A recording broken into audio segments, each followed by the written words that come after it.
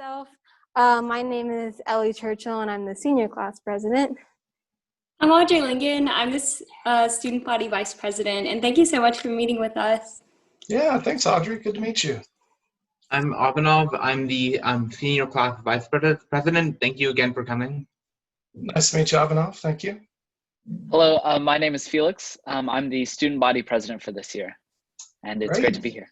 Yeah, thanks, Felix. Nice to meet you as well. And I'm Caleb Phillips. I am the staff advisor for Student Council.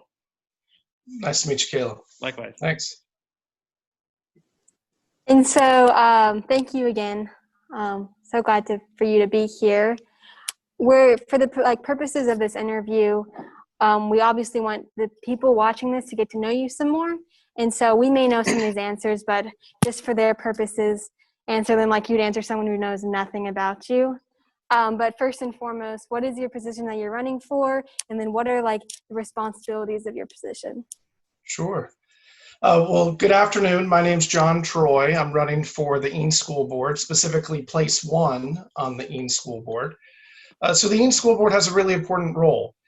We are representatives of the community, and the school board sets the overall vision and goals for the school district. The school board also is in charge of hiring and then managing the superintendent. And then the superintendent is in charge of the day-to-day. And so the superintendent, Dr. Leonard, he hires his team, the senior level administration, the principals, etc. They manage the day-to-day operations of the schools and execute the vision and goals that the board has set. And so in addition to setting the vision and goals and also hiring the superintendent and then managing Dr. Leonard, the board also sets the budget for the school year. And so that's a really important piece, especially given that right now we have some budget challenges, some deficits that the board is working to address. And then, of course, as part of the overall broad vision of the schools, things will pop up that are of strategic importance that rises to the board's level of making a decision regarding how to move forward with that issue or how to take it forward. Recent examples are, the Spanish immersion program last fall at the elementary level. Right now, there's a big push around diversity, equity, and inclusion, and the board is driving a lot of that work as well. So there you go. And for the purposes of our student engagement or civic engagement project, why is it important for students to vote? Oh, it's so important for students to vote, and I would highly encourage every 18, 19-year-old at Westlake to get out there and vote. These are your schools, but also you're voting not just for school board, you're voting on a lot of different things, and the consequences of every election matters. And when you're 18, 19, the consequences, you are going to live and see the full course of the decisions that are made. And so this is going to impact you right now in the day-to-day. But with many of these elections, it impacts for years and years and years to come. And so your voice matters. You bring a unique perspective, and it's important to make sure you vote and bring that to the ballot. And so it requires digging into the issues, learning about the candidates, learning about what's going on, and then taking the time to decide how you feel on those, and then getting out there and voting. I highly encourage everybody 18 and up to get out there and vote because your voice really matters. And if you don't vote, then your voice, in effect, doesn't matter because it doesn't get heard. It doesn't get registered. And so the way for your voice to matter is to represent it at the ballot box. So get out there, and I encourage everybody to vote. Thank you. And what words of advice would you give to first-time voters?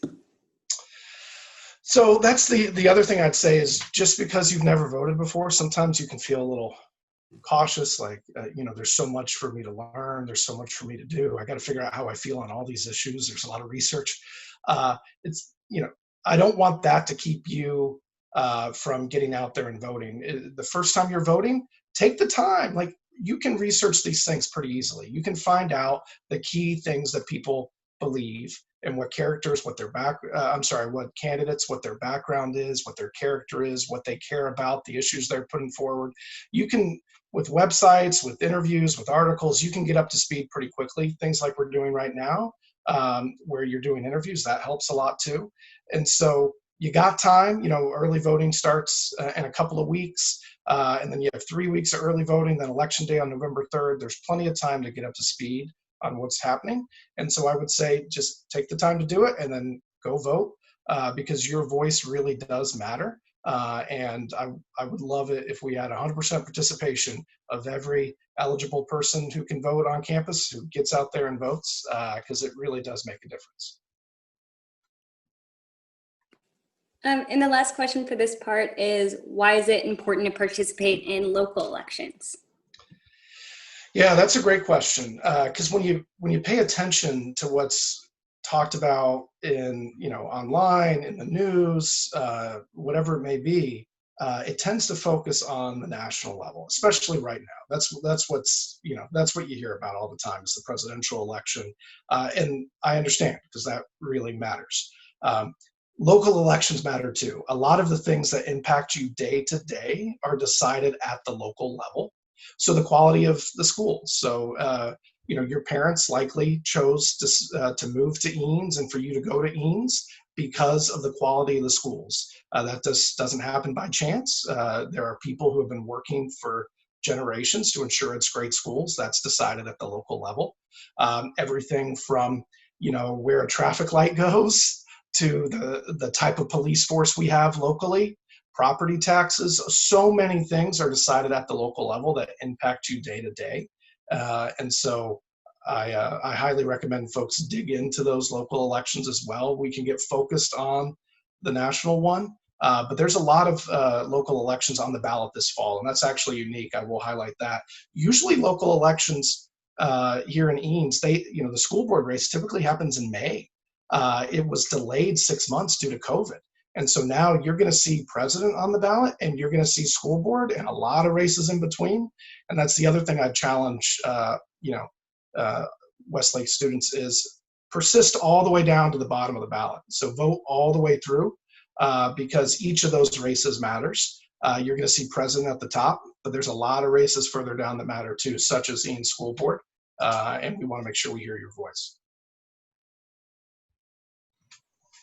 So I guess the next section is about your position specifically. So first, what motivated you to run for school board?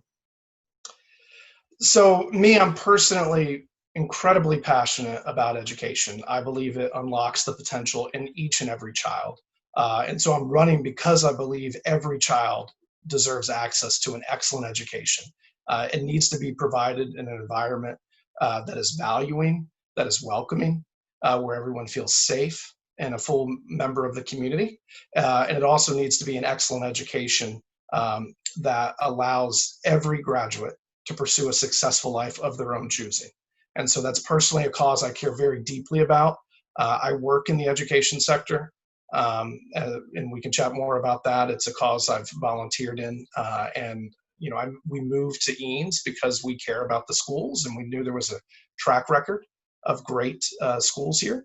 And so I'm excited to hopefully be able to serve in order to continue that legacy for the next generation, always striving to get better and better, each year that comes.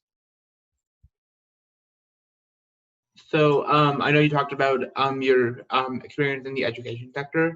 So can you elaborate a little more on that and how that's helped you be qualified for the position?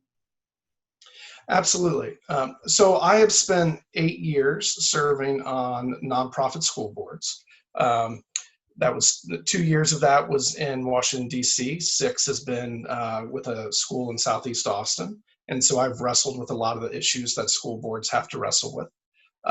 And so I bring that experience. I've been a board treasurer. I've served for 4 years as board president for the most recent school in Southeast Austin. So I bring some of that experience to the table. I also, because I mentioned earlier, education is the cause I'm deeply passionate about. And so I've worked in the sector. My first entry point into the sector was in 2008. And I've worked in human capital and education since 2009. And about 5.5 years ago, I founded my own executive search firm, which means we go out and run hiring processes for organizations. We focus specifically on education organizations, on schools, and we help them hire principals and central office leaders. And so I bring some talent perspective as well. I have a deep finance background. As I mentioned, one of the challenges that Eanes has right now is budget deficits. We have to manage to close those while maintaining excellence in our schools and serving every child well. And I bring some financial experience from my finance undergrad, my MBA. I'm a former investment banker. I run my own business. I wrestle with budget and finances a lot, and I think I bring that to the table as well. And then some other experiences. I've been an active volunteer within the district, and so my kids are little. My oldest is second grade. I also have a kindergartner, and I have a 6-month-old.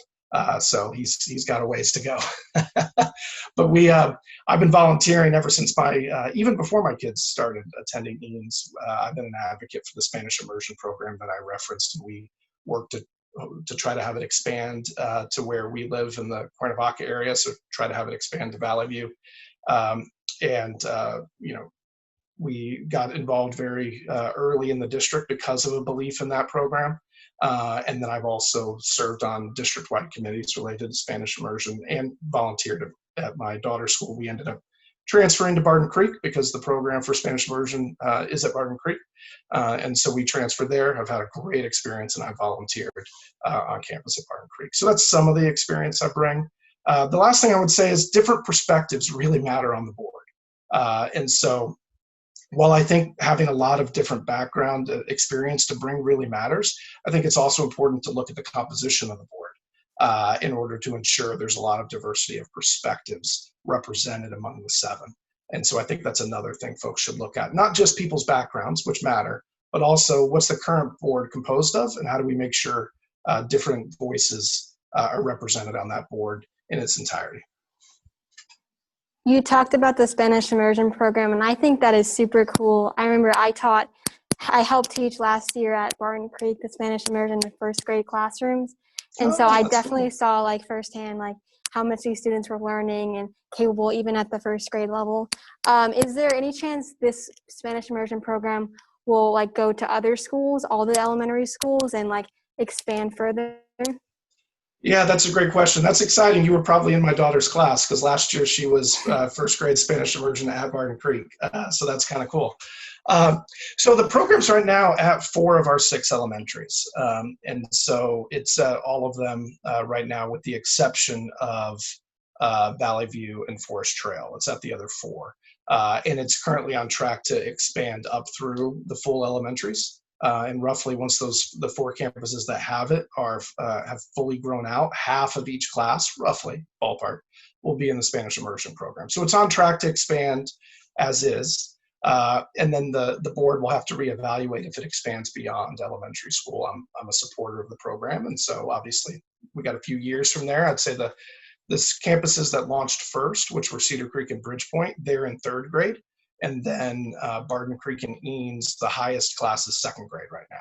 So we got a few years to see how it goes. But in general, I'm an advocate for the program. I think that's the type of innovation Eanes has to lean into because while we are a great school district, you can't take that for granted. And the innovations of the past that helped us get here are not going to be the same things that necessarily sustain. And so we have to continue to strive for excellence for everyone.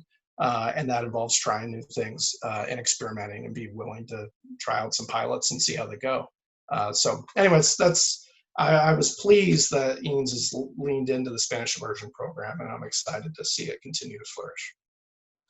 This is a side note, but Felix and Abhinav and I, we went to Barton Creek Elementaries. We're super stoked that your kids go there. We're That's just awesome. Yes, Blue Jays. Hey, there you go. I love it. I love it. That's great.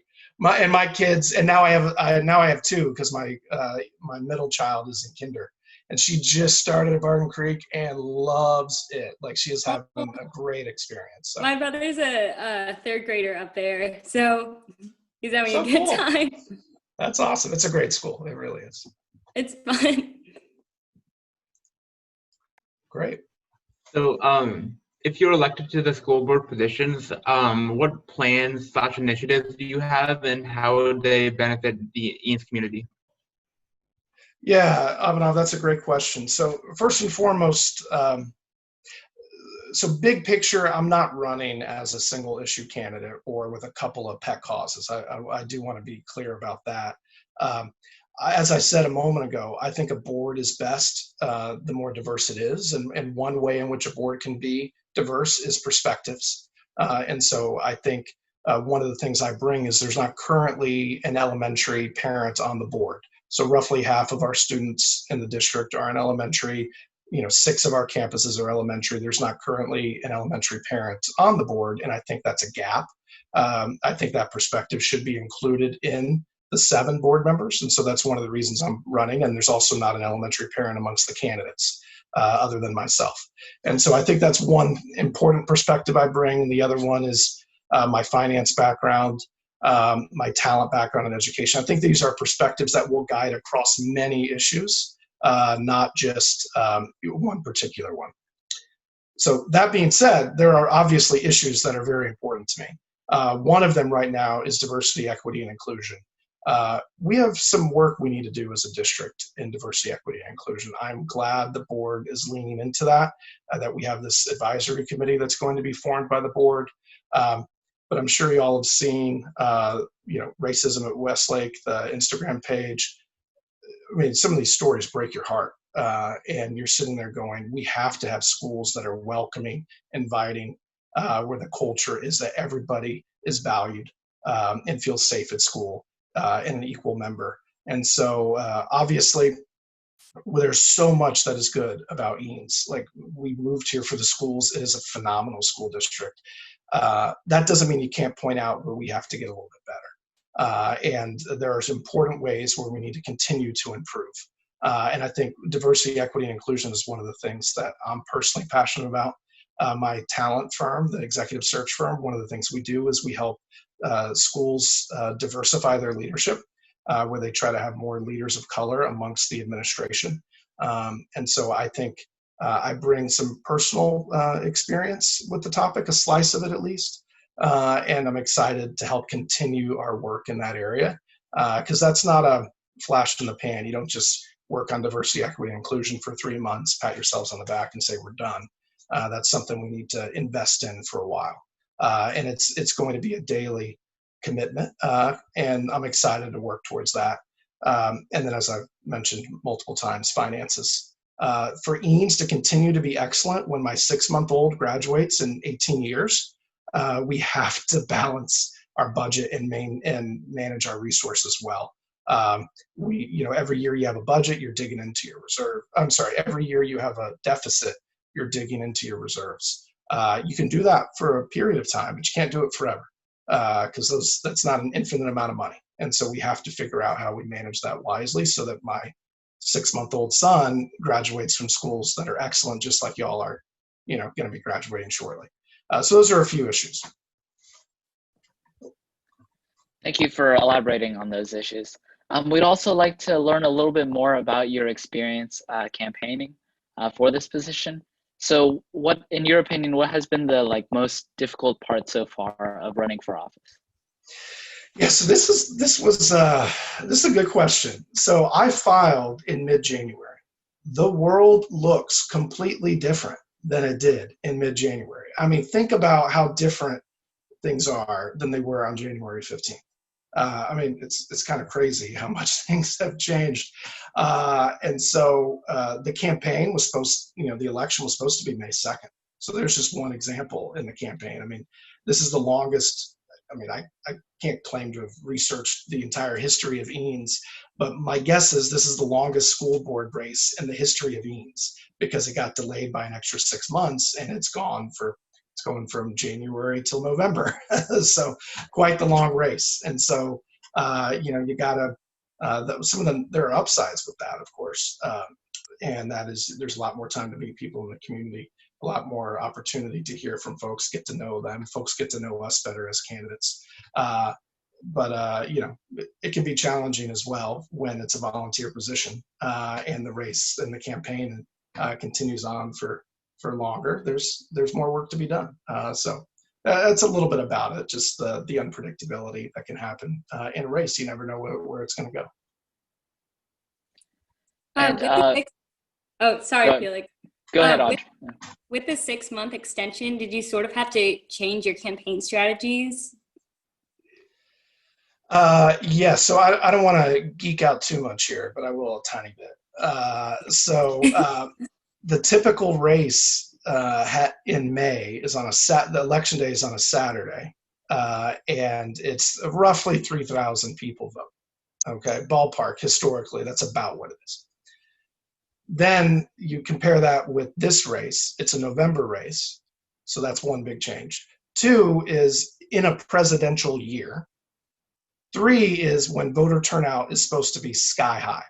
Great things, but they're now estimating that probably instead of 3,000, it's roughly, give or take, 18, 20,000 people that are going to vote.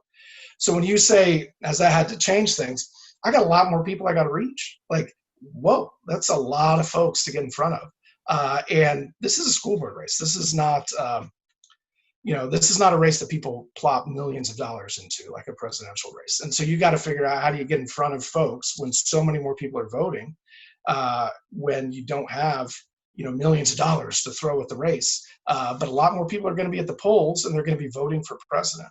And so one of the challenges I have is I want to make sure they're informed about the Eanes school board race so that they don't just vote for president, work their way down and end up skipping the school board race because it's an important race. I want people to be informed and to actually vote. And so just to your point on campaign tactics, that's a massive change. There's never been an Eanes school board race where that many people voted. So that is a big shift, which is an exciting opportunity, but it's not a gimme. You got to adapt and figure out how you reach that many folks. So certainly from the experiences that you've shared with us, there's definitely a lot of lessons to be drawn from those.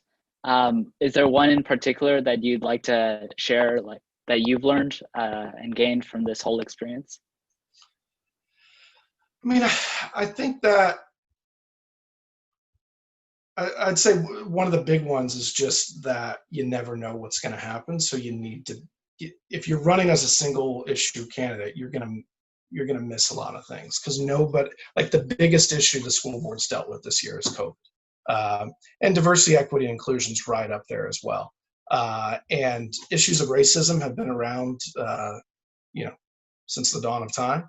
The national conversation that ramped up this spring is a good conversation we need to be having.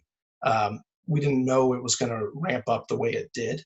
And so there's an opportunity that presents itself that the board's leaning into. Same with COVID. I mean, who would have thought in January that my kindergartner would start her Eanes school experience on an iPad? Nobody knew that. And it's just kind of the situation we're in, and it is what it is. And you got to figure out how best to serve kids in a rapidly changing environment. And so I think that's why you got to vote for people for who they are and across, their character, their background, their experiences, their perspective on a variety of issues. Because you can use those as a template for how they might evolve as new things pop up, but you never know what's going to pop up. You never know which direction things are going to go and where the board's going to have to focus. You need a board that can be prepared for anything that comes its way, and obviously to lean on a great administration as they figure things out. As we wrap up our interview today, is there anything else you'd like to share with the Westlake student body? So I want to reiterate, vote. If you're 18, please go vote. Your vote really does matter. And then the other thing I want to say is these are our community schools, and you all are the direct beneficiary of our schools. And so I think you should view this as, yes, many times it's your parents who are voting for the school board, not you until you turn 18. So maybe you're able to vote once or twice, perhaps, before you leave school. But for the most part, it's been your parents voting. But these are still your schools. And so even to those who aren't 18 yet, who can't vote, like this is your school board. And so don't hesitate to reach out to your school board, to share your perspective. We're doing this to ensure that our community has great schools and that you all have the education you need to have the life that you want. And so if you have directions you want us to take, into account. If you have suggestions, advice, things you want us to consider, please speak up. Even if you're not 18 yet, it doesn't matter. These are your schools. So reach out to the board and let your voice be heard. And if you are 18, go vote. Thank you All right. so much. Thank you.